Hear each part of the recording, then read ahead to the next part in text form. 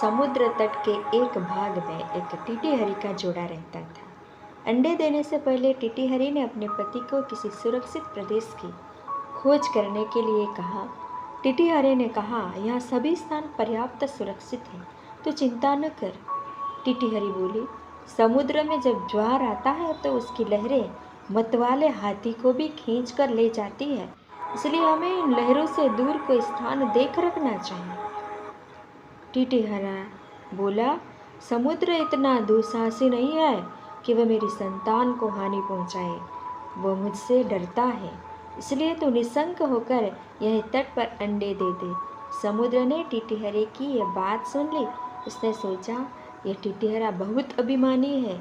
आकाश की ओर टांगे करके ही यह इसलिए सोता है कि इन टांगों पर गिरते हुए आकाश को थाम लेगा।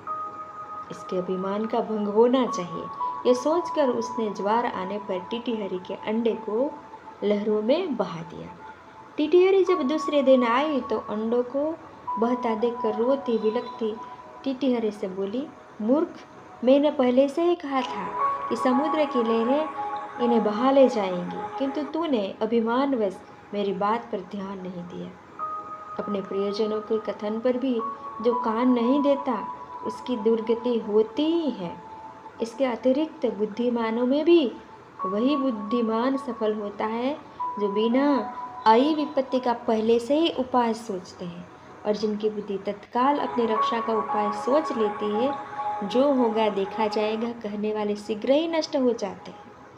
यह बात सुनकर टीटीहरे ने टीटीहरी से कहा, मैं यद भविष्य जैसा मूर्ख और निष्कर्म नहीं हूँ। मेरी बुद्धि का चमत्कार देखती जा।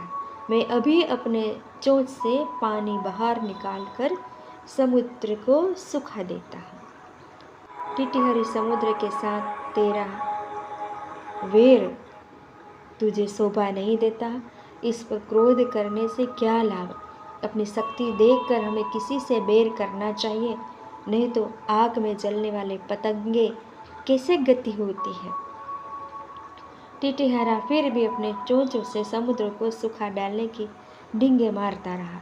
तब टीटीहरी ने फिर उसे मना करते हुए कहा कि जिस समुद्र को गंगा यमुना जैसी सैकड़ों नदियाँ निरंतर पानी से भर रहती है, उसे तो अपने बूंद पर उठाने वाली चांचों से कैसे खाली कर देगा। टीटीहरा तभी भी अपने हट पर तुला रहा। तब टीटीहरी ने कहा, यदि तूने समुद्र को सुखाना का हट ही कर लिया है तो अन्य पक्षियों को भी सलाह ले कर काम कर। कई बार छोटे दो प्राणी मिलकर अपने से बहुत बड़े जीव को भी हरा देते हैं, जैसे चिड़िया, खड़फुड़े और मेढक ने मिलकर हाथी को मार दिया था।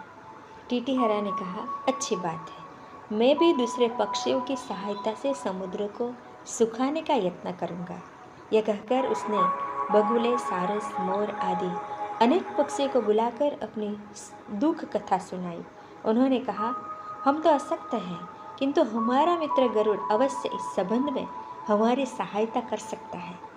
तब सब पक्षी मिलकर गरुड़ के पास जाकर रोने और चिल्लाने लगे, गरुड़ महाराज, आपके रहते हमारे पक्षी कुल पर समुद्र ने यह अत्याचार कर दिया। हम इसका बदला चाहते हैं।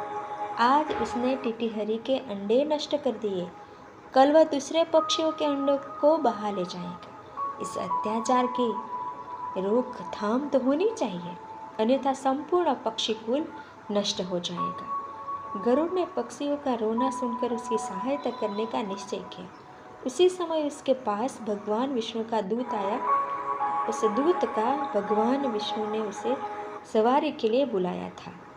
गरुड़ ने दूत से क्रोधपूर्वक कहा कि वह विष्णु भगवान को कह दे कि वह दूसरी सवारी का प्रबंध कर ले। दूत ने गरुड़ के क्रोध का कारण पूछा तो गरुड़ ने समुद्र के अत्याचार की कथा सुनाई। दूत के मुख से गरुड़ के क्रोध की कहानी सुनकर भगवान विष्णु स्वयं गरुड़ के घर गए।